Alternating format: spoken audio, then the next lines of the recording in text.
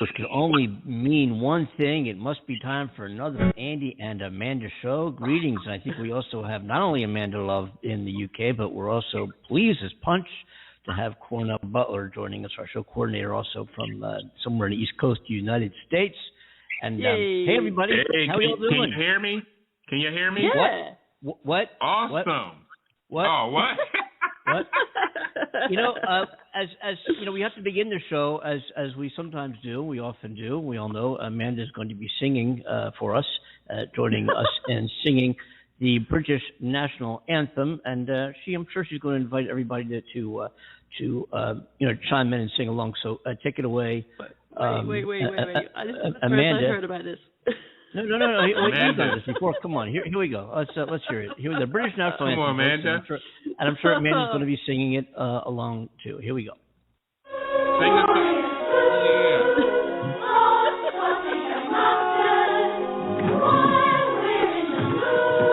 Sing with us. What's the next line?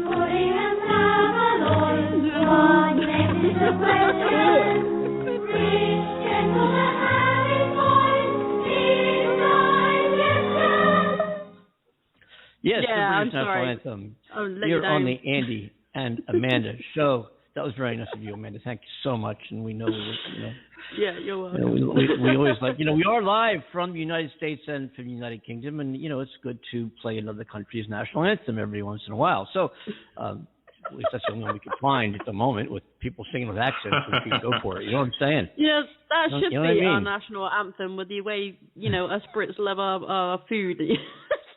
Yeah, yeah. That's what I'm saying. I know the fish and chips and the potatoes and all that, and the clam chowder. It's been a while since we've been here on the show, but you know what they say? And I'm thrilled to be back. We are. Thank you, yeah. Donald. Yes, we're all thrilled. Absolutely. We're all thrilled to be back here doing a live show. It's been a while. I've been traveling and having a great time up in the Pacific Northwest, and I think let me think. Was Amanda got your second shot? Tequila? What was it? Second shot of something there. What did you get? Rum? My second shot tequila, and then I had my second shot.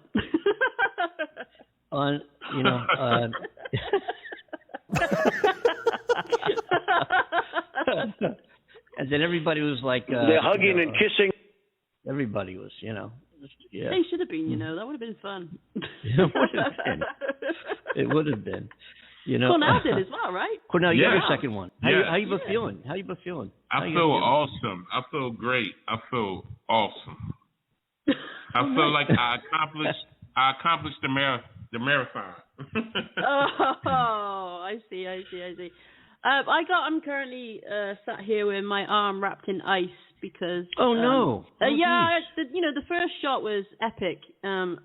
Admittedly, I had a painful arm and I couldn't lift it, which was natural. We know about those effects, and I know about it obviously going into it this time. But unfortunately, today it's swollen and all red, and it's itching as well. Oh, so I've been putting some aloe on it, and it's nice. But I think it's a small price to pay to protect your health, right, against the virus. So have a little side effects, but other than that, I'm groovy, baby, ready. Groovy, baby. You groovy. Which shot did you get, Amanda? I had the Pfizer again. So, 2 shots of Pfizer. What about you? The Moderna. Oh, Modelo. Okay. Modelo, I'm sorry. Modelo's a beer, isn't it? Oh. It's a beer and a COVID vaccine. And also makes a great dessert topping. Like Corona, right? Yeah. Hey, I know what they asked. They had this. You have to get your shot. You sit down for I think 15 minutes to make sure you're recovering okay. And we have a little recording of what they were talking to Cornell about after. They gave him a shot, and then he had to sit down for 15 minutes, and they went ahead and said, You like to dress up like a woman? And that's when I jumped up, Andy. And that's when I jumped up. Nothing against, no offense. It's just, I jumped up. Boing, boing, boing, boing, boing, boing. I would have, not the jumping up, but the dressing up.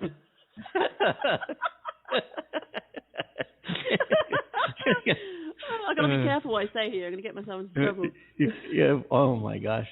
But is everybody? So we had the. What do we have? We had the shots. You had the second shot. So we're all. Well, you guys have to wait 2 weeks, they say, till it kicks in completely. The second shot. But for the most part, we're all now protected. The whole crew here on the Andy and Amanda show, we've all had our vaccines. And a year ago, Amanda and I were sitting on these very microphones and saying, "I'm not doing it. You doing that? Oh no, I'm not going to get a vaccine. No, I'll just wait and see. You're going to wait till like 3 or 4 years and see how many people keel over from this thing, and then we'll make up our mind."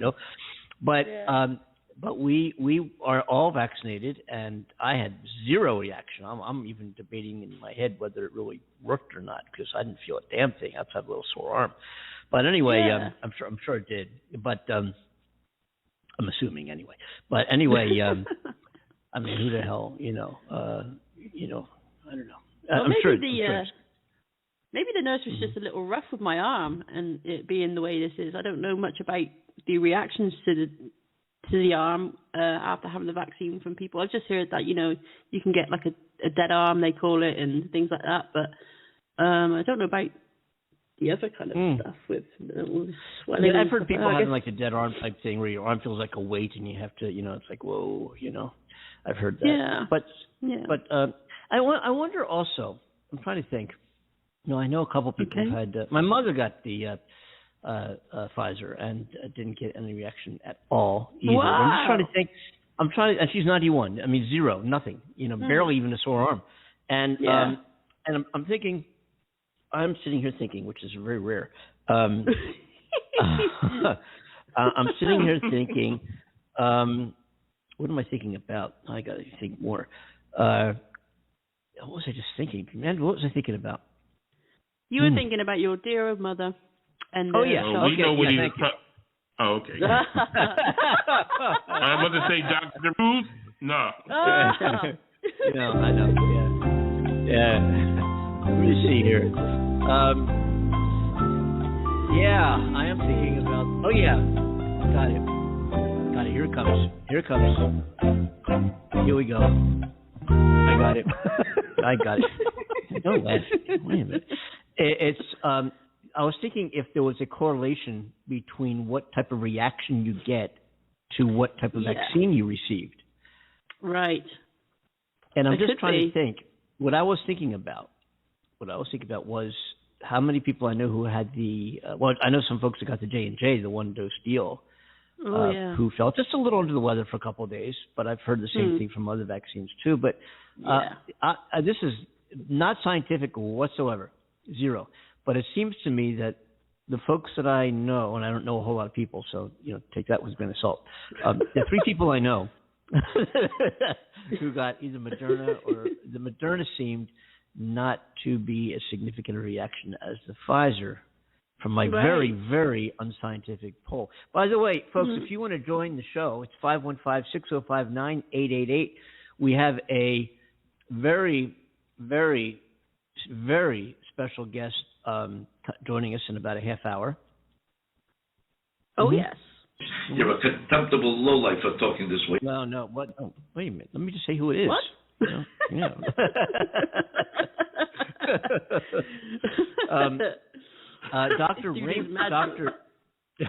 Dr. Raymont Anderson is going to be joining the show, and we've been Cornell, our coordinator here, and I guess Amanda too. You guys have been who coordinate all the guests and coordinate the show and all that kind of thing.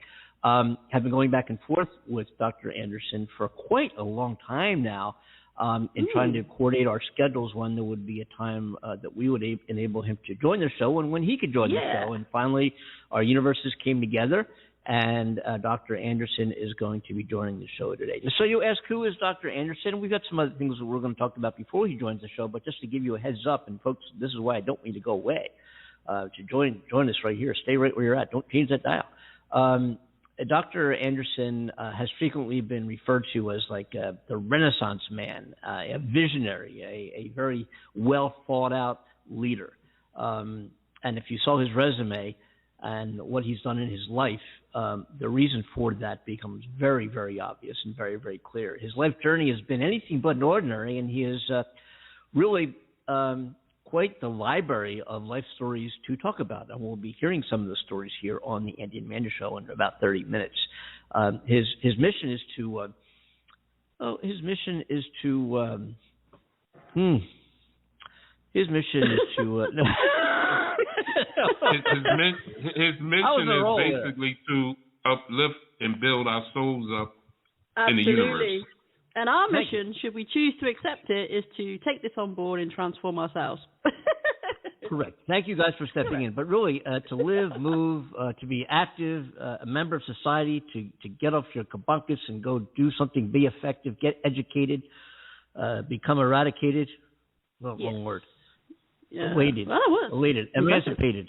Awaken yourself. Empower yourself. Empower other people. Empower the communities that you live in. Yes. This guy's all about that. And man, is he powerful. I love and man, is he an amazing speaker. And you're just going to love what he has to say. And we even categorized this show on Blog Talk Radio under sexuality. No, wait. What do we characterize it? Was it sexuality? No, why would we do that? Spirituality. Thank you. Yes, I don't belong to that. Thank you. Well, no, Thank you. How did we jump to that, Andy? Dr. Ruth? Dr. Ruth, who We is should a have, frequent visitor to our show. Yes. We should have categorized the show as Superman, put it under that, because this guy's awesome and he's a Superman fan, so that makes me so happy. So happy, because I too am a Superman fan. Yay! Oh, are you? Yeah, I saw that text you sent. Yes. Yeah. Cool. I didn't know that. Aww. Yeah. Ever since I've been a wee little girl, I've been a huge fan. Yes, he was my hero back in the day. And I wonder. That's so cute. Thank you. Wow. I remember Christopher Reeves, of course. Remember, what a tragic life he ended up having. And both Christopher and his wife both died. It just both gone. But Christopher Reeves, what a story! What a story! I know. Thrown off a horse, paralyzed, and lived an effective life in a wheelchair and gaining recognition for spinal cord injuries. And now there's the Christopher Reeves Foundation, folks, based in Delaware, that is incredibly active in awarding grants to research groups that are very active in rehab and in rehabilitation from people who have suffered spinal cord injuries, which is incredibly traumatic. And some people do recover to whatever degree, not fully, but they've made tremendous progress. And part of the reason why they've made that progress is due to the efforts and the fundraising and capability of the Christopher Reeves Foundation, which exists today. So if anybody's interested in that, maybe we'll put a link to the Christopher Reeves Foundation on our website. That just came to me because I did some work with them in rehab with my wife, who's involved in rehab years ago down at Jefferson University in Philadelphia. Yeah, so I was in touch with those folks and raising money for some rehab research being done at Jefferson University Hospital in Philadelphia. Wow. So that's why I'm aware of them, what they do, and I've had a relationship with them previously. But anyway, it's a phenomenal organization. And what got us on that, but I'm glad we did touch upon that, Yeah. These people are sick. Yeah, well, come on, Yeah. Isn't it Trump, amazing, give us a break. Isn't it amazing how one tragic circumstance could then help so many people? And that just blows my mind. It's kind of like, someone's pointing at you saying, okay, so this is going to happen in your life. I apologize. You're not going to like it, but look how many people you're going to help in the process. That is something to live for. That's amazing. Yeah, it is. And he was, and after he had, what a catastrophic injury that ended up costing his life, but regardless, he was still he's a smart guy, but he's a great guy. He's a great man. Great. Thank you. I agree. Thank you, Trump. He really is, Yeah. He was a human vacuum cleaner. I don't know about that. I didn't hear that one. I don't know about that. Pause. No, as far as I'm aware, Superman or Christopher Reeve was more powerful than a Dyson, so yeah. It's bad. We call him kryptonite. Yeah. Thank you. You hear too many compliments from Trump, so when you do hear one, it's like, oh, wow, thank you. Yeah. Definitely. Wow. Definitely. Wow. So what's going on, you know, guys? There's some craziness, isn't there, going on? It is, but you know how they feel about us on the show. We will not deal with you. That's been our issue. We're getting there. Yeah, that's very true. We're getting there. Yeah. Very true. Yeah. You're getting there. I got some news, which we're going to talk more about Monday, because we're going to I could do a whole show on this, which we might even do Monday or part of the show anyway. I got word yesterday, while listening to the news in my car on the radio, that effective midnight on Saturday, everybody in Los Angeles County, whether you've been vaccinated or not, is going to be required to wear a mask. And why is this, you ask? Because the number of cases has risen 500 and some percent, 83% just in Los Angeles itself. Yeah. And why are those COVID cases gaining traction? Why are we getting more of them? And who's getting infected? The 100% of that increase, 100% of that increase were people who have not been vaccinated. So what's happening is, if you're vaccinated, and I'm not going to go into this whole biochemistry thing again like we have in the past, and how the COVID vaccine works and so forth. You can all look that up, but it's different than any technology we ever had in terms of a vaccine. But in a nutshell, and we can still, those of us who have been vaccinated are still susceptible to for the spike protein, the coronavirus, to gain entrance into our biology, into our bodies. It won't affect us. Our bodies will destroy it. Done. Get out of here. Goodbye. Or if it affects us, it'll be very little. You won't go to the hospital. You won't die. If you get anything at all, it'll be minimal, right? So we still carry it, right, though? Is that right? We still carry it. Or I say we still are capable of carrying it. We're capable of carrying it. Doesn't mean we are. Yeah. We're capable, right? Yeah. Now, so what that also means is that we can transmit it, especially in these migrations, these mutations of the virus, such as the recent Delta, which we've talked about at length on this show. Amanda brought that up when we first, I think Amanda just was the first one on this show to even talk about it. I think it came out of, I forget where it came out of, India or South Africa or something, wherever it did.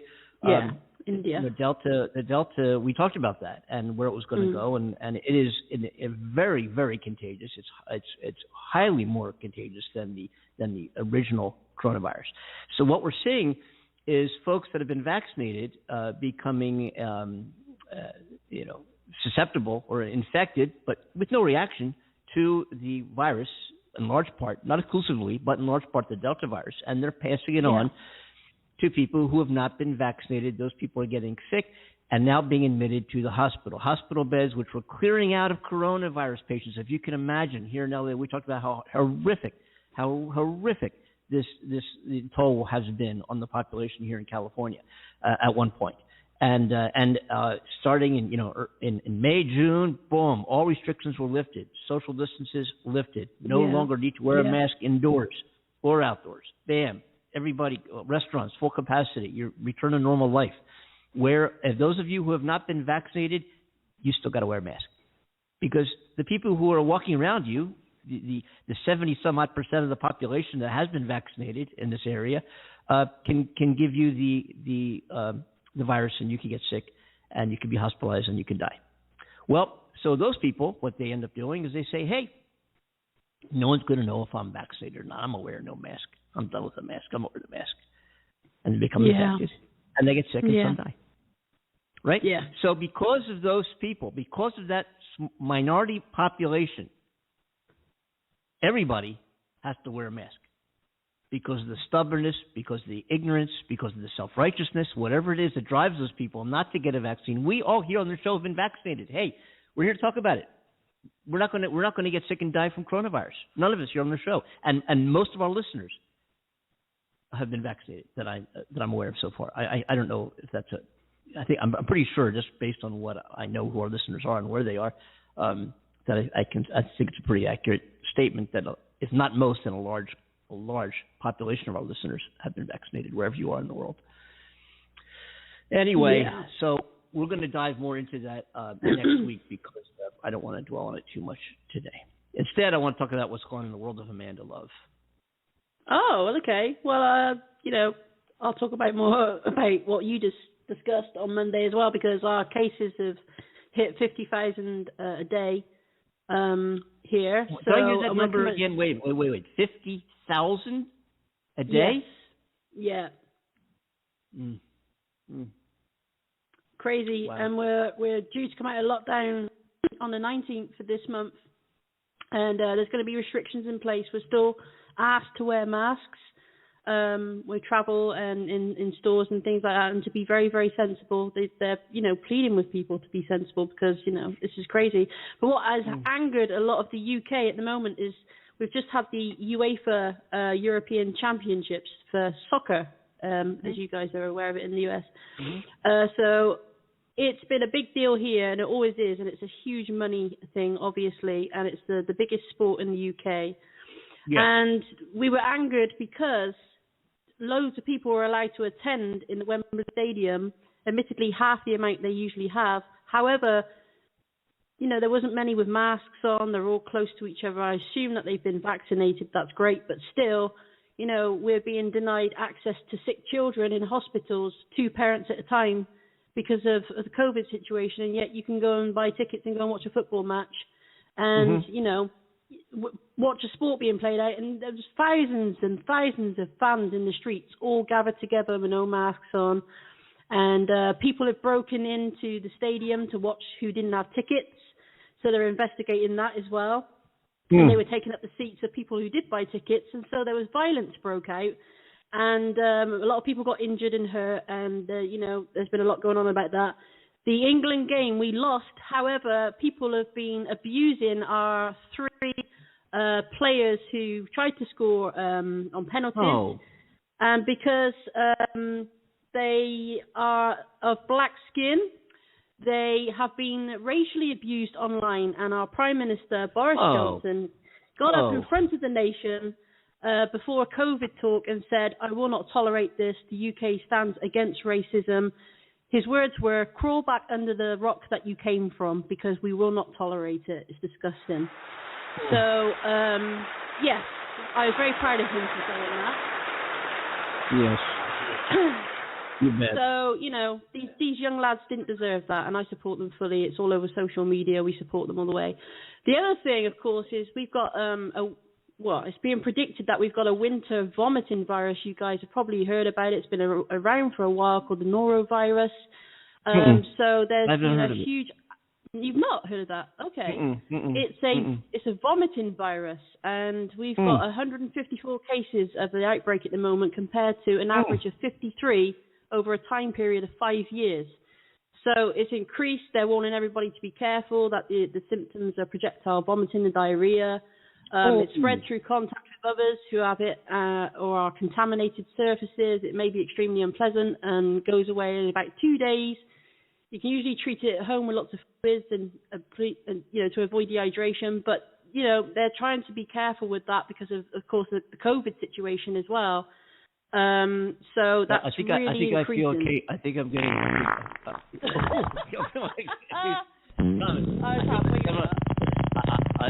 feel it coming on. What would you drink? Oh my gosh! What kind of beans you have? Whoa! What are the symptoms of that again? What's it called? The what virus? What? I think it's the fart virus. I'm gonna put my shirt up over my nose. Hang on. Oh, goodness. Your shirt? I'm running out the house. It's called the norovirus, darling.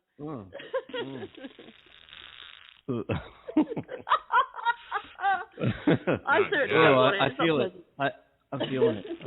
Did you leave a stain? Wait a sec. Wait a minute. Yeah.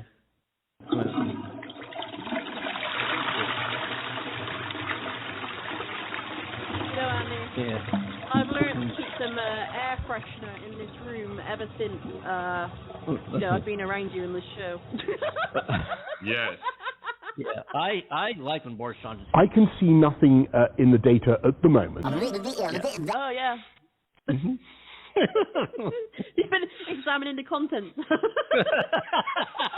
Right. Oh my gosh. And it was so crazy. I could visualize it. Oh my god.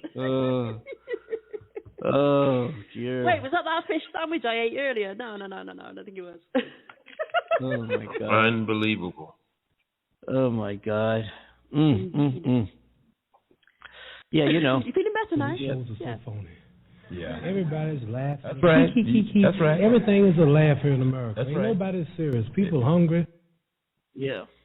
They are. Yeah. I agree. I'm sure you were hungry after that explosion. Yes. Yeah. Do you know, Amanda?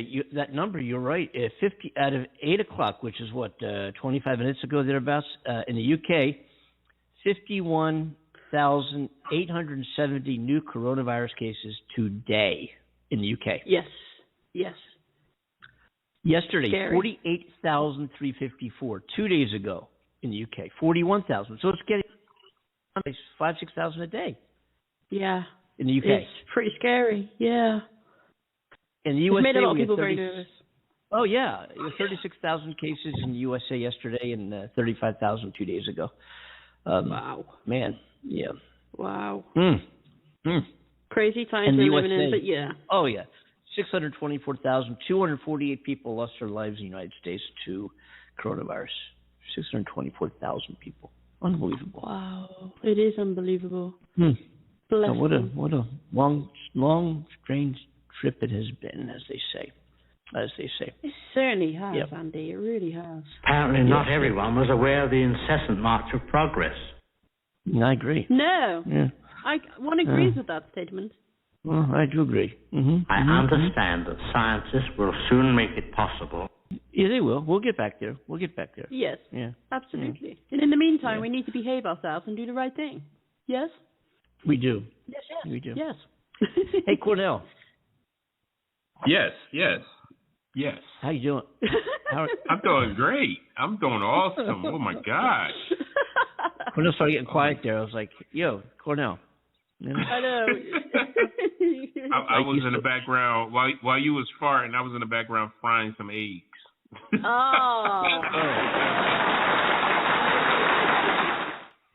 Cornell doesn't cook that often, so we make him feel good when he does. Oh, yeah. I suck. Oh no! Don't be silly. Wow, so here in the United States, we have there's a bunch of other things going on here. I mean, we haven't been on for a live show. And there's been a lot going on. There's new books that just came out, and one of them is revealing that Trump actually wanted to initiate some sort of coup. Military coup after he lost the election to keep him in office. He actually wanted to do this. This has been verified by independent generals. And wow. It's unbelievable. Wow. I wonder how he's getting along with suing the social media as well. Yeah, that's going to go nowhere. That case is going nowhere. I think he knows. See, here's the thing about that case. And if those of you who around the world were in 22 countries who don't know that Donald Trump filed a lawsuit against Google and Facebook and I guess Twitter for banning him for life from their social media platforms.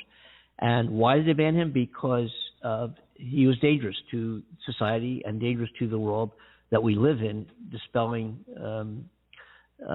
that information regarding Biden's victory, saying Biden really didn't win. I won. The election was stolen, and creating an uproar and creating what led to the insurrection. An angry mob. So for the safety, for all our sakes, Facebook and Google and Twitter did the appropriate thing. So we can't have somebody who has this much clout, this much gravitas, this much a pull with American people for whatever reason. I still don't know. Going on our platforms and putting out all these lies, these conspiracy theories, which have been debunked time and time again by courts and by attorneys and by both Republicans and Democrats alike in very high positions in various states across the country. And so they kicked him off. And so he said, you can't do that because it's freedom of speech. Freedom of speech only applies to government and to public platforms. And Google and Facebook are private businesses. They have their own policy and they set their own policy. And their policy is where Donald Trump voided the policy. He got kicked out for good reason. So here's the thing. That case is not going to go anywhere. I'm going to tell you why, for two reasons. One is, if it were to go to deposition or discovery, where he had to testify or sit down at a conference table under oath with the defense attorneys from Google and Facebook and Twitter, he'd have to answer questions and tell the truth, which he's not known to do anyway. But there's no way he would ever, because once you file a lawsuit, you're an open book. They can request, they mandate, discovery. They request this document, this document, this document, this tape, this recording. They'll use speeches that he gave, they'll use talks that he gave, they'll use interviews that he gave. It's an open book, and it's wide open. And there's no way that Donald Trump is going to subject himself to that. He'd be stepping in a huge pot of water and open up additional litigation, in all likelihood. Yeah. He'd be incriminating himself in a way, in deposition, through discovery. So there's no way he's. I'd like to say he's not a dumb guy, but maybe he is. I don't really know. I don't think he is. Maybe he just likes to play them. So this whole thing about the lawsuits, and he got it in front of a podium and did a emblem on the podium that was very similar, like a facsimile of the President of the United States emblem at the podium at the president when the president gives a speech, except it was Trump. But it looked just like the President of the United States. And he wore that suit with the American flag on the lapel, and he gave up very presidential. Said this is going to be a win for freedom with this lawsuit. But he knows all well and good that the lawsuit's not going to go anywhere. He's probably been told that by his own attorneys. He had a tough time finding attorneys to take the lawsuit. Because, attorneys can get in trouble if they know something has no gravity, has no bearing, has no weight, and they're based on a lie, right? Yeah. They cannot, they risk, that's actionable against the attorney. Yeah. Right? Let alone Donald Trump.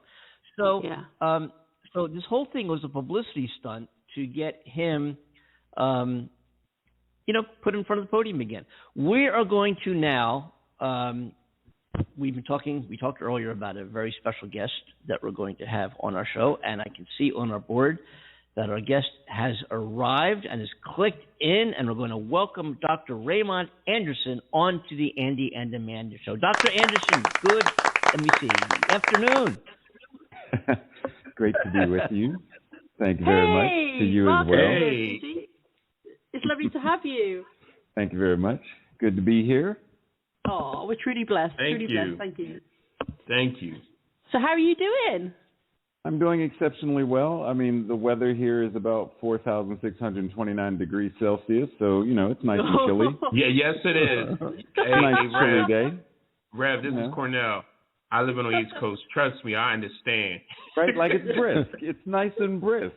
Yes. Oh my gosh. Yeah. But all is well. There's a lot going on in the world, a lot going on in life, but all in all, I'm doing exceptionally well. Best I've ever been in my entire 55 years of life. That's amazing to hear. I love to hear that. Yes. Thank you. I gave you a nice big promotion going into the show today when we started the show, and if you wouldn't mind, I'd like to take maybe just a few minutes and talk to our listeners who are scattered around the world. We're in 22 countries around the world, and thousands of listeners all over, primarily United States and UK, but we do have listeners everywhere else. Tell us about your career and your what you've accomplished, which is pretty impressive. And rather than me just talk about it, rather you talk about it.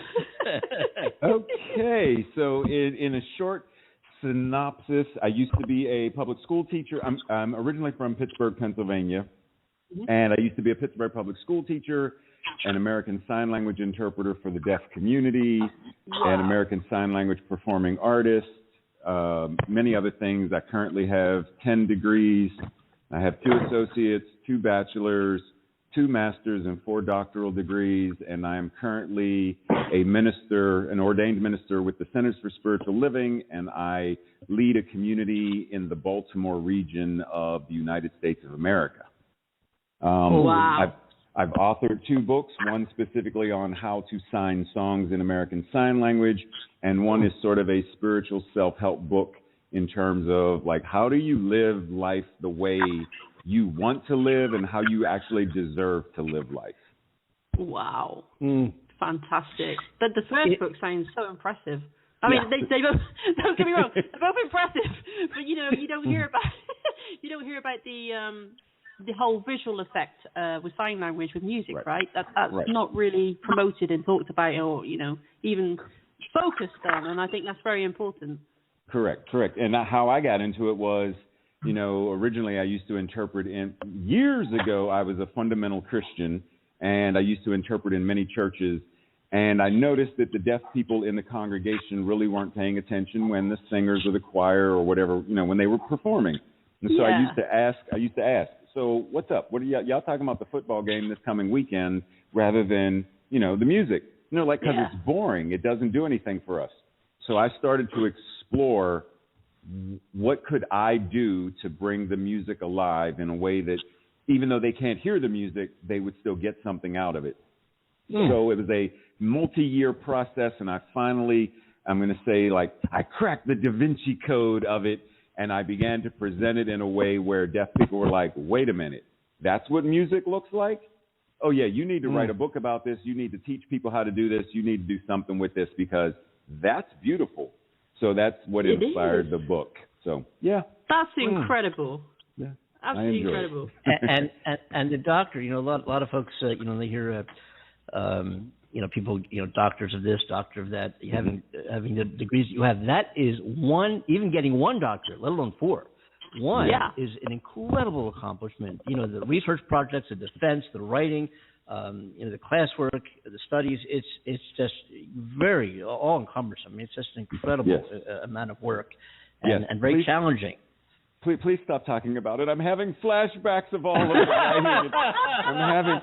I'm spiraling down Alice's, I'm in the rabbit hole, no. And then you have the postdocs and the, all this, and oh my gosh. Oh, so you're going to keep bringing up the trauma, right? You're going to keep, you're going to keep bringing it back. Okay. You sounded like you're doing too well. You know what I mean? You're doing too well. So that's fine. It just gives me more to talk about. It's all good. But yes, you are very accurate. Very accurate, yes. And I don't know why I didn't stop with the first one, but, the bookworm in me, the forever life student was like, hey, why stop it? It's like donuts. Why eat just one? They sell them in dozens. Keep on going.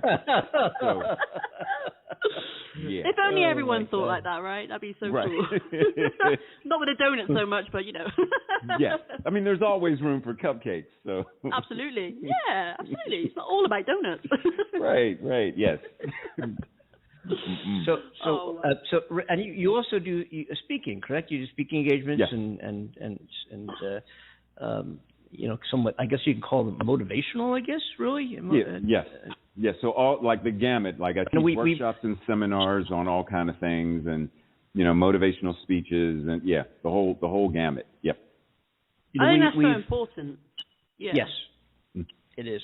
Say that again? Amanda was saying that. Sorry. She does this sometimes. She gives a blank. She says something, then she forgets. I mean, I got you. Okay. I was waiting for Andy to step in. I could hear him. He was about to say something. I was like, She's my internet wife. I'm allowed to talk to her that way. I hear you. I understand. Amanda and I've never met. We've never met. Oh wow. Okay. Well, not face to face, but you have met. Yeah. Right. It's like what I told people with this whole COVID pandemic thing is, while we may be physically distant, we're not socially distant because the internet has brought us closer together in many ways. Oh, and especially a lot of ways. So, you know what I'm saying?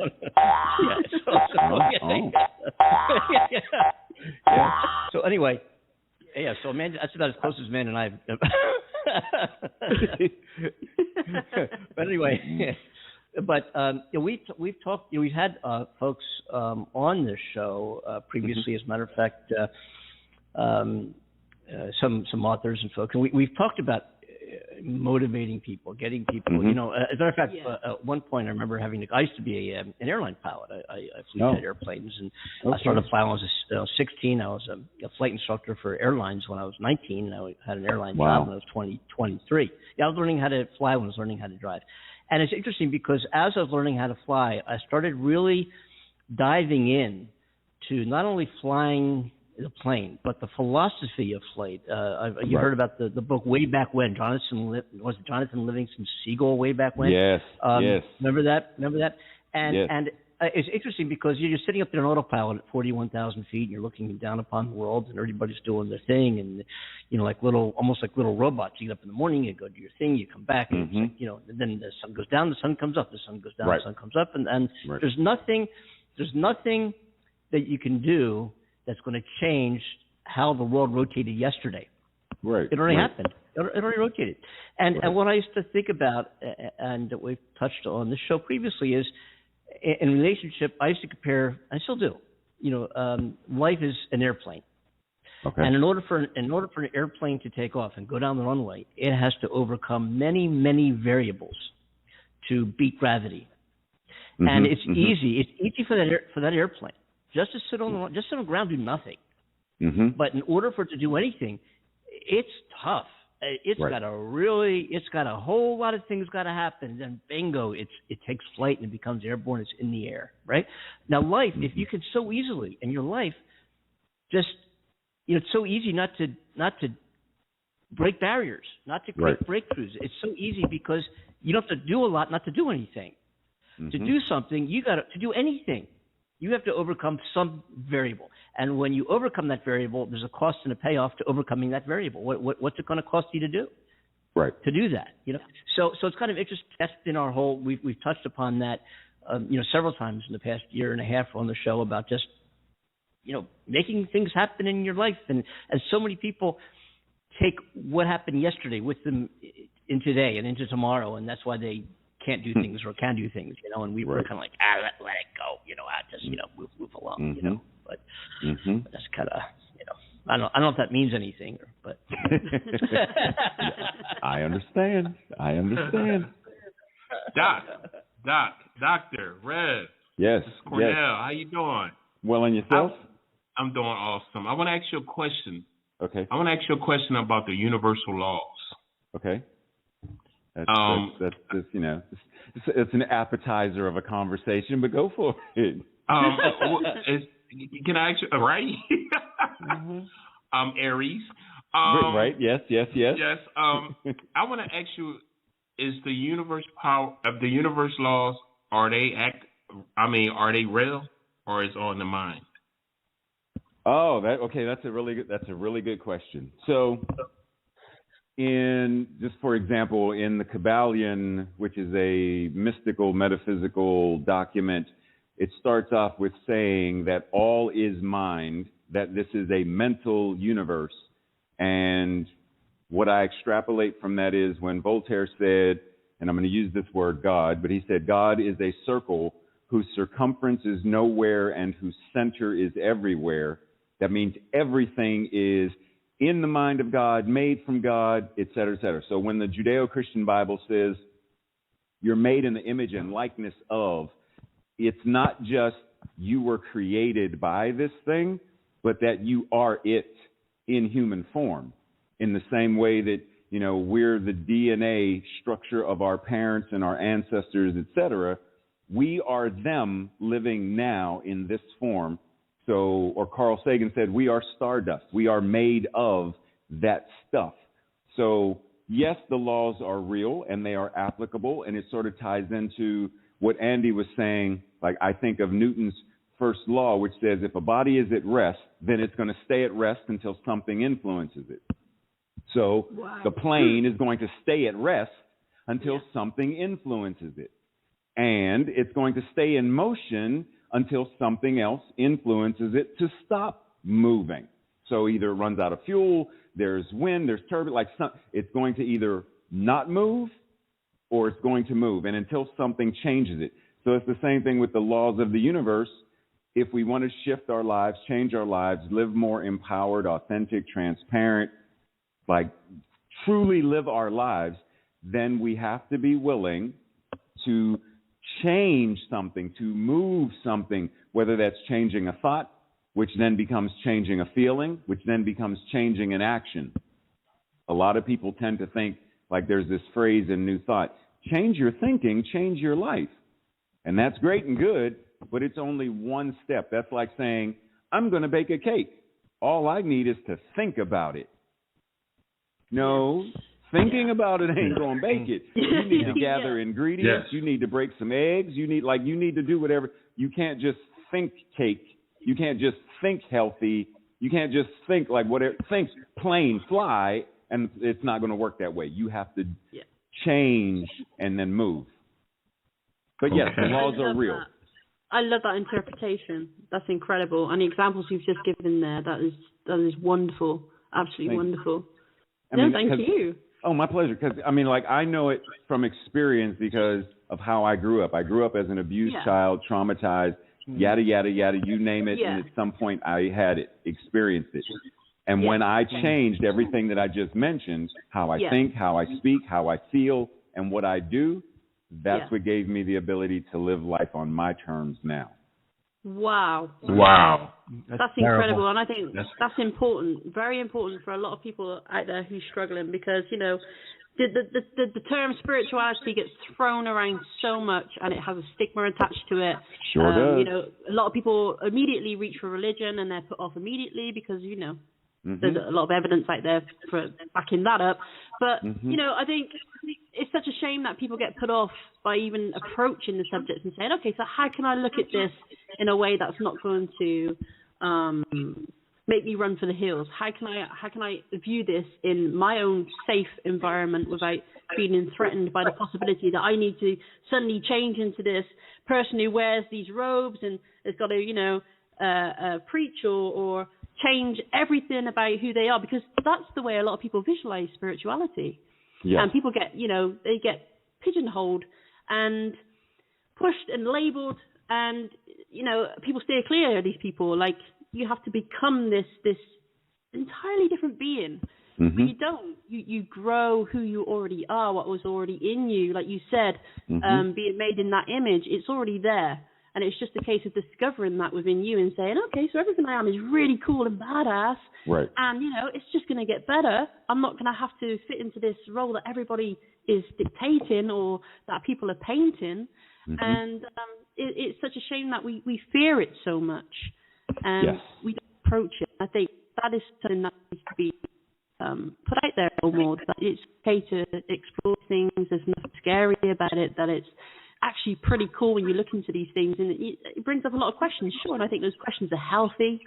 And, yes, definitely. It's good to question. Yeah. Absolutely. Dr. Anderson, let me ask you a question. What, you know, you're involved with the Center for Spiritual Living, and what would you, when you say spiritual living, it's kind of interesting because spiritual living doesn't necessarily attach itself to religious living, does it? It's not. Correct. So can you go into that just a little bit? When you say spiritual living, what does that entail? What is spiritual living? So the most basic response or most basic answer to that is, it's sort of like what Amanda was just saying. That which is magnificent about us, we already are it, right? Like it's already in us. It's what's causing us to breathe. We are magnificent beings because, think about it, there was a time, I'm going back to the plane thing, there was a time when people looked at the sky and looked at the birds and they were like, oh, wow, it would be cool to fly. And then some folks actually got out there and put some cardboard or whatever together and jumped off grandma's roof and broke a leg. But eventually, eventually it got to the point where we know you could get a huge tube, throw some beams on it, put some gas in it, and it's able to defy gravity long enough to move you from California to the UK. It's a huge metal tube, but it flies through the air. And that was created and invented by the human mind. That by itself says we are magnificent and capable of great things. So the idea of spiritual living is, how do I tap into the magnificence of what I am and who I am and live that in the most authentic way possible? Like, that's the general idea. Like when Audre Lorde said, if I didn't define myself for myself, then I would be crunched into other people's fantasies about me, and I would be eaten alive. Spiritual living is, how do you define your life on your terms and live it in an unapologetic way so that you are a beneficial presence on this planet? Beautiful. Wow, I love that. I love that. Yeah. I have one more question, and this got to do with us, because you think, Rev Doc, you think another person's vessel could put individuals together? Because we always say on the show that the universe put us three together because we all come from different, time zones and everything. So it's a yes and, because for my belief system where I am now, there is no anthropomorphic. It sort of ties into what Amanda was saying about religion and spirituality and how it's a turnoff, because when we think of God or spirit or whatever we're calling it, the universe, as something external from us, then it's controlling us, right? Like somehow we're still pawn pieces, and there's this thing that's bigger than us. Move the pieces together, and then wait a minute, let me move this person and this person and this person, and now they're connected on this show. Rather than that, it's each one of you is that very power, and your will is the will of the universe as it's incarnating itself as you. And when each of you had the thought and said, I am open to communication. I'm open to creating a show. I'm open to collaboration. And then because you put that into creation, then everything, everywhere brought the three of you together. So the three of you did it rather than as the universe. The three of you as the universe itself did it rather than something external to you bringing you together. I am right with you. I am right with you there. That's how I live my life. It's faith in who we are as people, and being effective and getting out there and being ourselves, being true to ourselves, living with integrity and making things happen. And it ain't going to come from anywhere else but from ourselves. If we don't do anything, then nothing's going to happen. Exactly. Yes. And I think that's simple as that. Yes, and I think that's one of the reasons why, to go back to what Amanda was saying about religion and spirituality and the turnoff, is there are a lot of people who are comfortable in their trauma, so they look for a god or a devil to help keep them comfortable in their trauma. Yes. There are a lot of people who stand behind the pulpit, and they are technically covert or overt narcissists who love the power, so they use their power as priests, nuns, ministers, preachers, etc., to manipulate that weakness of codependent and people-pleasing, ideologies in people, to say, how can I tweak this, manipulate them to get more money, to get more prestige, to get that Cadillac I want, to get that jet plane I want. So they play on people's weaknesses, rather than, what I tell people is, I am a minister in this position, and my job is to put me out of a job. My job is to get you to such a degree of understanding of what you are that you no longer need me, support you in that way. I'm still there as a minister. It's like the Eastern version of medicine. We judge doctors as being most effective when they have healthier patients, rather than in the West. Well, we know the Western medicine, we're reactive to illness and disease versus being proactive. My job as a minister is not to play into your weaknesses, but to build up your strengths and to keep you healthy, rather than, you got that again? Okay, let's pray. Oh, you got that again? Let's pray again. Oh, you got that again? Let's pray. No, my thing is to break the paradigms in that consciousness, so you now live independently and powerfully on your own. Yes, that is beautiful. I love every word of what you just said. Absolutely every word. Every word. Oh, I'm sure our listeners do as well. That is incredible. Yes. Thank you. And as we only got a small amount of time left, is there anything that you want to share with everybody before we ask you any more questions? Anything that you've come to the show with, okay, I want to talk about this today? So I guess to tie in with all of that is, if anyone's listening, and no matter what's going on in your life, like, we say this phrase, teach a man to fish and he'll be able to eat for the rest of his life. But if you only give him a fish, then he only eats once. And the idea is, it's both and. You can be traumatized. You can have poverty. There's racism, sexism, homophobia. All of these things are realities and exist in our world. However, there is a means by which we can transcend, transform, transmute all of that, and you can rise up into a greater way of living. In the Judeo-Christian Bible, Jesus, Yeshua said, I came that you may have life and have it more abundantly. How do we have that life and have it more abundantly? Find your tribe, find your ohana, find those people who support you, nurture you, believe in you, and feed you when you need that. The people who see the goodness in you and are willing to support that rather than those who tear you down, criticize you, and judge you. There is a better way of living, and we can change the world. I love it. I love it. Love it. Woohoo! Yes. You are one enlightening and empowering human being, Dr. I'm honored. Anderson. Thank you. I couldn't be more sincere. I mean, just I'm honored. I can sit and listen to you for, really. Thank you. It's true. For Andy to say that. I say that very heartfelt. Very heartfelt. Definitely. Just really well, I'm honored. I'm honored. Doc, if somebody congratulations to the three of you as well. I'm sorry? sorry? What did you say? I said blessings and congratulations to the three of you as well. Thank you you so much. Hey, Doc, if anybody wanted to get in contact with you through your social media.